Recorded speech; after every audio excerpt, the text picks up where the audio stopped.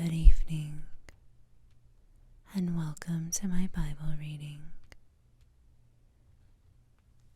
If you have been joining us every week, you'll know that we ended last week with Leviticus chapter 4 out of the New American Standard Bible. However, on occasion, I like to read out of the Picture Bible.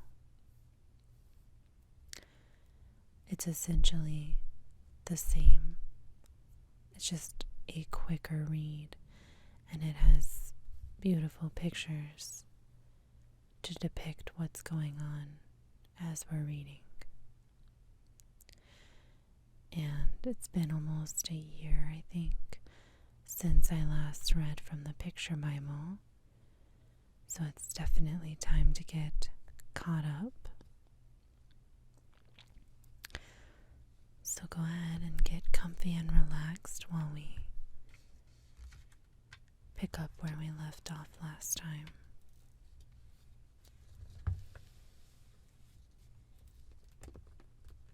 In our Picture Bible.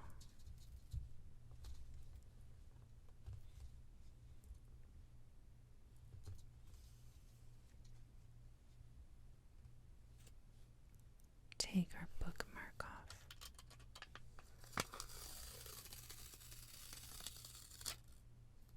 Okay.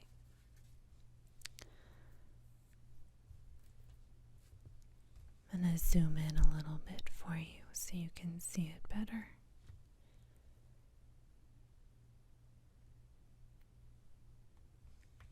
Okay. Is that better?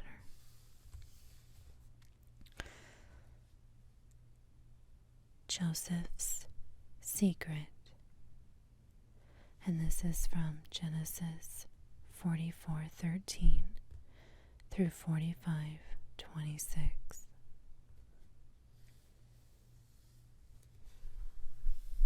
Ready? I never saw it before. Never. It's a mistake, I tell you. He didn't steal it. My orders are to bring the man who had the cup. You there. Get in the chariot. We'll go back with you, Benjamin. Back in the city, they faced the angry governor of Egypt. Did you think you could steal from me and get away with it?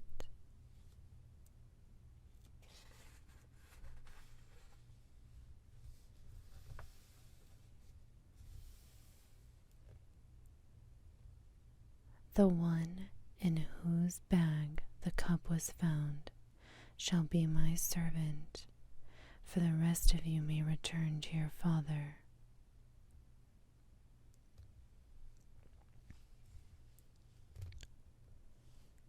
If Benjamin does not return home, our father will die of grief. Let me be your slave instead of Benjamin. For a moment there is silence. Then the governor turns to his guards. Go, leave me alone with these men. The frightened brothers wait. Finally, Joseph speaks. I can't keep the secret any longer. I am your brother Joseph. You sold me as a slave many years ago. God has blessed me richly. Now we are together again. Joseph, he must hate us. What will we do now? I believe it was God's will that I came to Egypt to save your lives and the lives of others in this famine. We don't deserve God's mercy, Joseph. Can you forgive us? I forgave you all those years ago, but I had to be sure you had changed. When you showed your loyalty and your love for our father, I knew you had.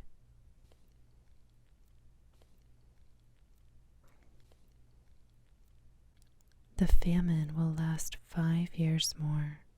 Go back home and bring our father to be near me, and I will provide for all of you. Thank God for a brother like you.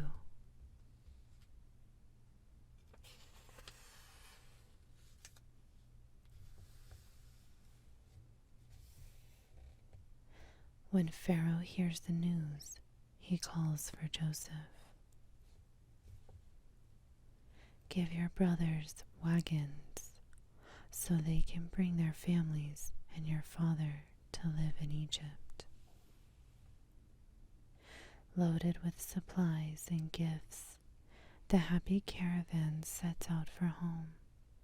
When they approach Jacob's camp, some of the brothers run ahead to tell the good news. Father, Father, we have news. Joseph is alive. He's the governor of all of Egypt.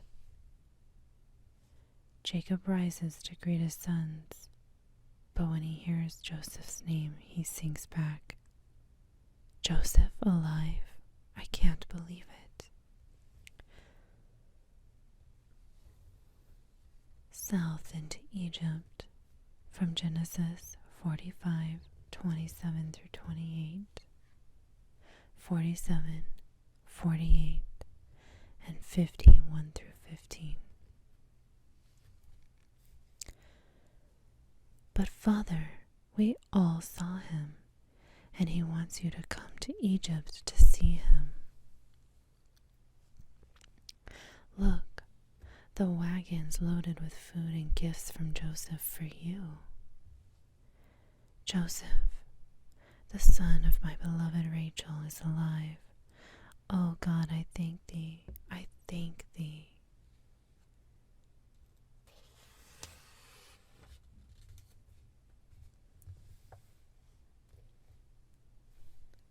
The exciting news spreads quickly throughout the camp. Soon the tribe of Jacob begins moving south toward Egypt. On the way, Jacob stops to worship at a place where he had worshipped as a boy. That night, God speaks to him in a vision. Fear not to go down into Egypt, for I will go with thee. Down in Egypt, Joseph and his family wait anxiously. Is my grandfather rich and powerful like Pharaoh? Not like Pharaoh, my son, but he is the chief of a tribe.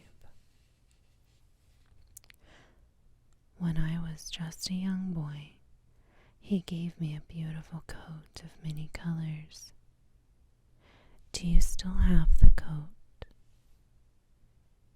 It was taken from me before I came to Egypt many years ago.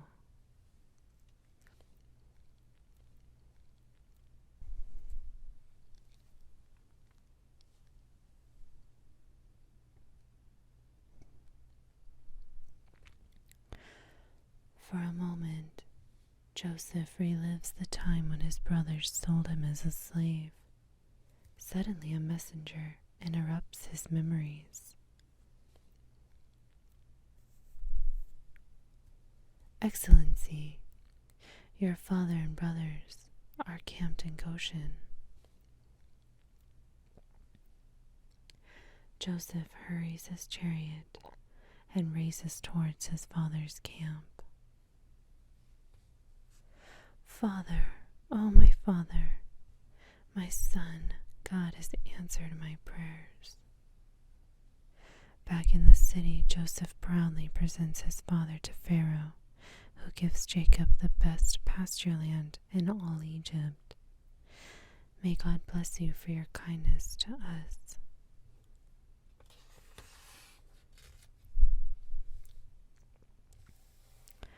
For 17 years, Jacob and his sons live happily in Egypt.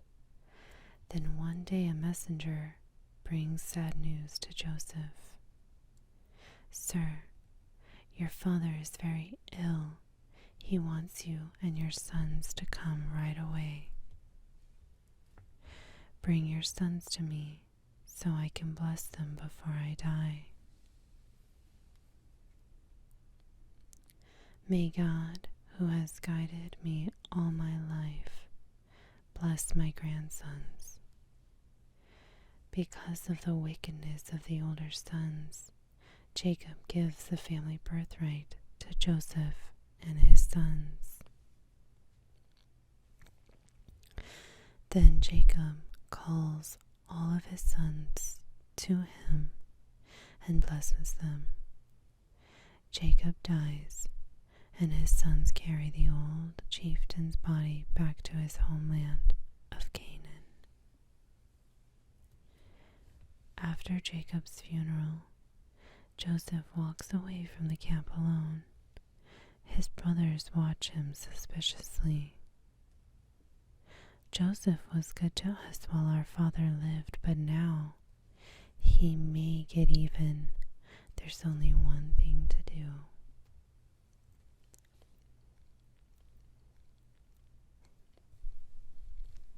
Death sentence from Genesis 50:15 through 26 and Exodus 1:1 through 2:1 through 2. Following the burial of their father, Joseph and his brothers go back to Egypt. But the brothers are afraid that Joseph may now take revenge for the evil they did to him. We have only one course to take, but let's wait until we reach Egypt. Yes, our families are there. In Egypt, the brothers waste no time. Take this message to our brother Joseph. Joseph weeps when he hears the words of the messenger. "Bring my brothers to me. Is it possible that even yet they have not learned that I have forgiven them?"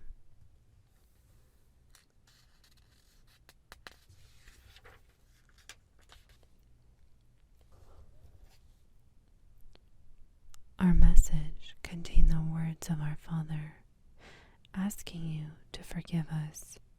"We will work for you as servants if you demand it, but pray do not harm us or our families. Do not be afraid. You did evil, but God used it for good." For years, the sons of Jacob live happily in Egypt. God has been good to us more than we deserve. As long as I live, I will thank God and seek his forgiveness. When Joseph is very old, he calls his relatives to him.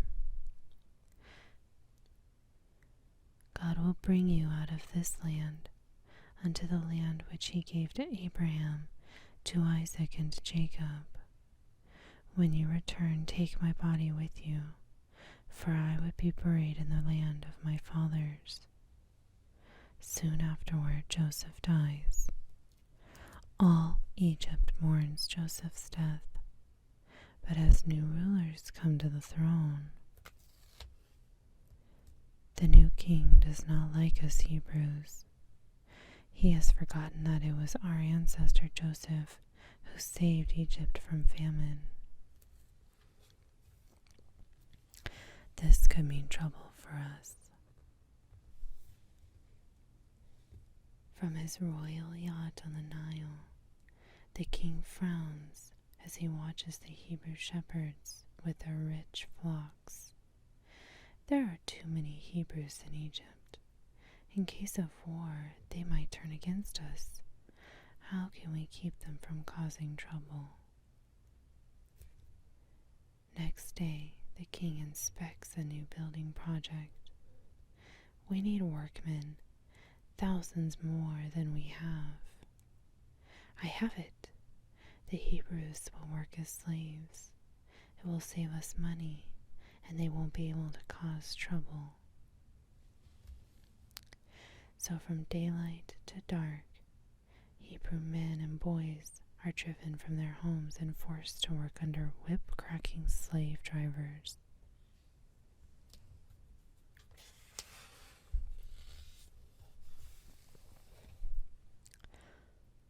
But the Hebrews are strong.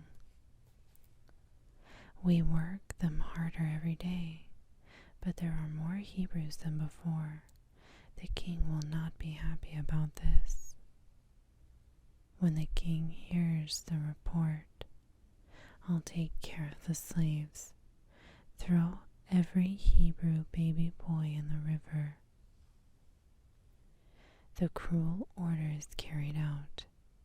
Hebrew mothers and fathers risk their lives to protect their sons, but the king's men never give up their search. Night after night, one Hebrew father hurries home from work, afraid that the soldiers have visited his home. Oh God, help me save our boy from the Egyptians. Cry of a slave from Exodus 2:3-11.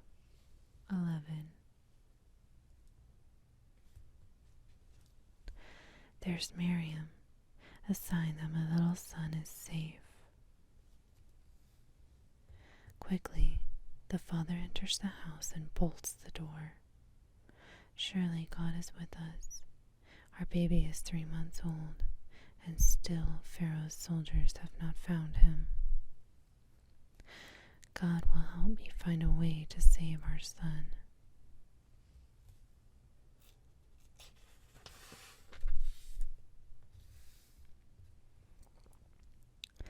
Next day, the mother sets about preparing a little basket. Keep watch, Miriam. I'm almost finished. Then carefully, avoiding the Egyptian soldiers, she takes the basket and her tiny son to the river. Brother's basket floats like a little boat. Keep watch over him, Miriam. Oh, my son, it tears my heart to send you away. May God watch over you and protect you always. Miriam hides in the bulrushes and watches. The princess, will she see the baby's basket? Look, what a strange little basket. I wonder what's inside.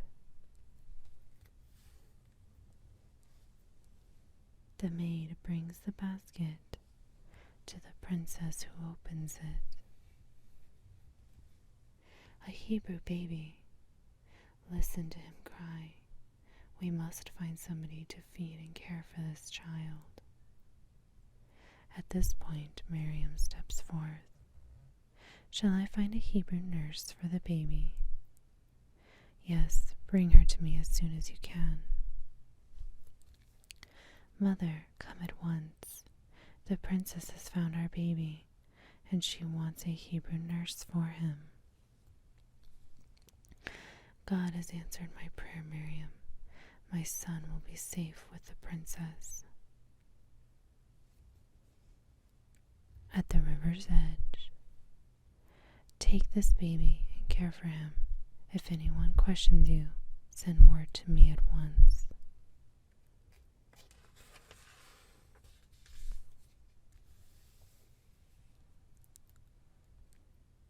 So the Hebrew baby is returned to his own home, but now under the protection of the king's daughter. That night the mother, father, Miriam, and young Aaron kneel and pray. O God, thank thee for saving our little son. Help us to train him to serve thee. The little boy lives in his home until he is about 4 years old. Then his mother takes him to the palace to live with the princess who has adopted him. He will be my son, His name will be Moses, because that is the word that means to draw out, and I drew him out of the water. Years pass, and the boy Moses lives the life of a young prince in Pharaoh's palace. He learns to write and read. Later he goes to college. One day he drives through the city to a place where Hebrew slaves are working. As he watches the slaves toil, he is startled by a man's scream.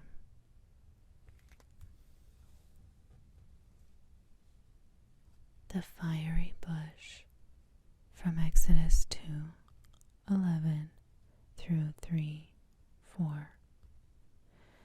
Moses jumps his chariot to investigate and finds an Egyptian guard beating a Hebrew slave. In sudden anger, Moses strikes out hard. Look, he killed the guard.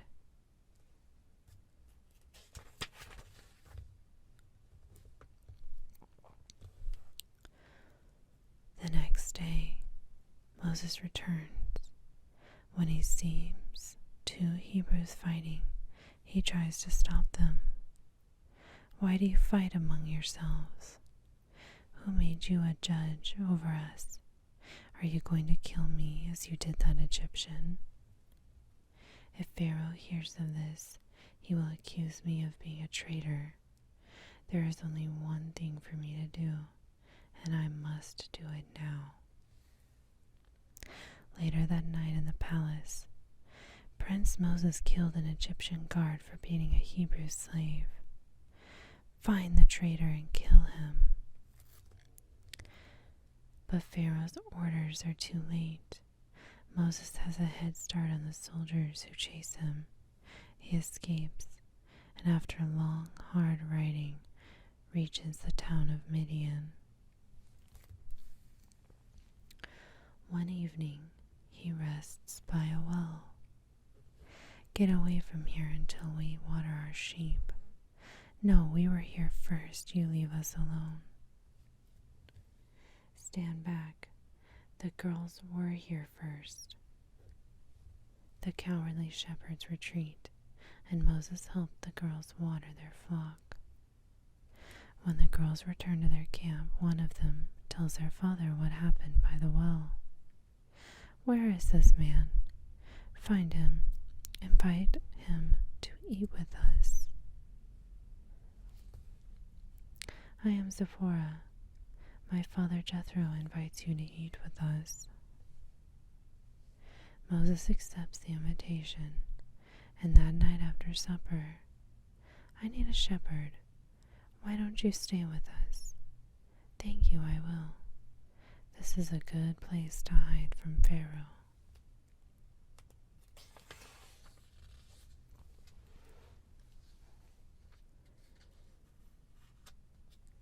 Moses stays weeks and then months. He marries Zipporah, and in time they have 2 sons. Gershom handles his sling very well. He will make a good shepherd like his father.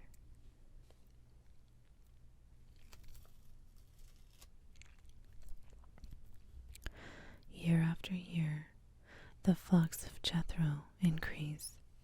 But one year, the grasses dry up, and Moses leads his sheep to pastures near the mountain of Sinai. But Moses cannot forget the Hebrew people in Egypt. I wonder if Pharaoh is still alive, and what has become of my sister Miriam and my brother Aaron.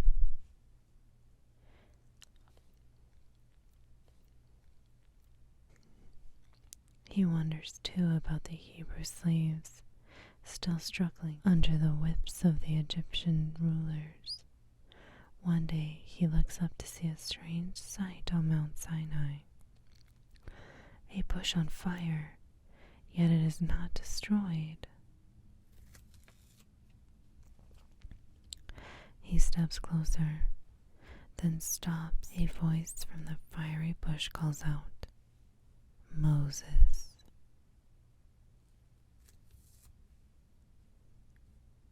So that's going to conclude our picture Bible reading for tonight. Next time, we will pick up where we left off on Pharaoh's revenge.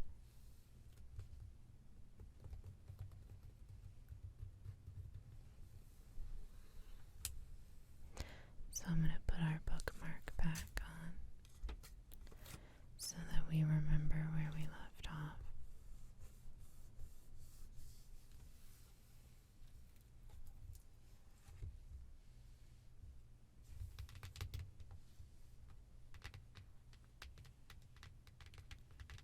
Please let me know if you have any prayer requests or praises that you'd like to share.